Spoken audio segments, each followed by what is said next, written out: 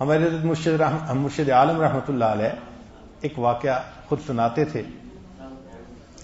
فرمانے لگے کہ حضرت خواجہ محمد عبد المالک صدیقی رحمۃ اللہ علیہ ایک مرتبہ وعولہ تشریف لائے. یہ وہ شہر تھا، گاؤں تھا جہاں حضرت پہلے قیام فرماتے تھے.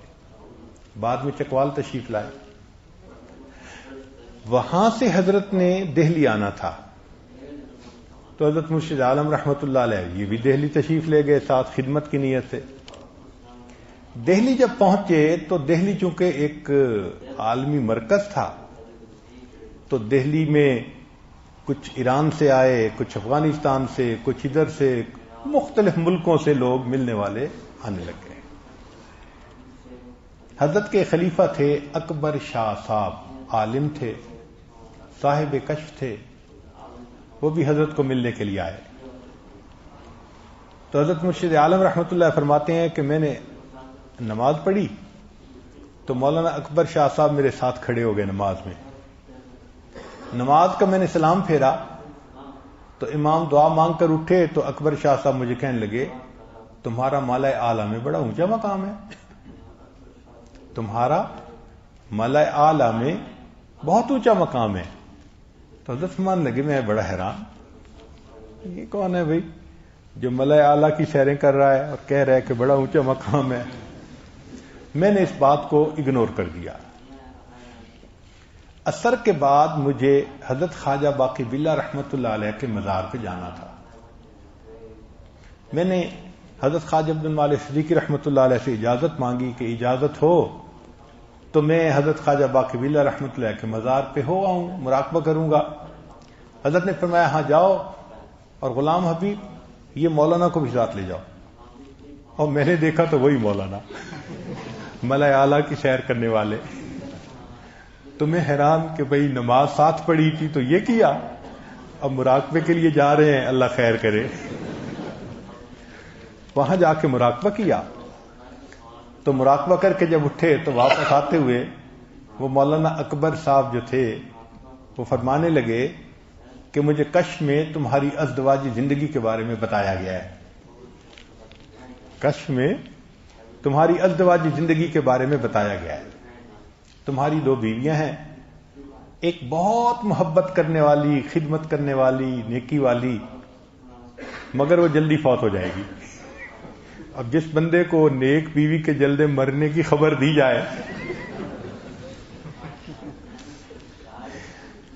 تو کہتے ہیں آپ کی 2 بیویاں ہیں، ایک بیوی بہت نیک، بہت وفادار، بہت نیکوکار، مگر وہ جلدی فوت ہو جائے گی.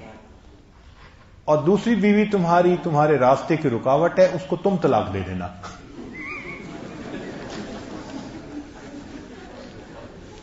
لو جی کشف دیکھو، ایک اللہ کو پیاری ہو جائے گی، دوسری کو تم الوداع کر دینا. اور پھر اس کے بعد تمہارے پاس 2 رشتے آئیں گے.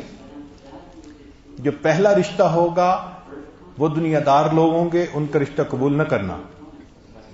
جو دوسرا رشتہ آئے گا نا وہ قریب کا رشتہ ہوگا تمہارا، وہ بڑی نیک خاتون ہوں گی، وفادار ہوں گی، خدمت گزار ہوں گی، وہ رشتہ قبول کر لینا.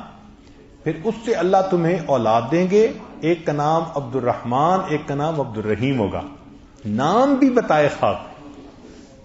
اور اللہ ان بچوں کے ہاتھوں پہ دین کو پھیلائے گا.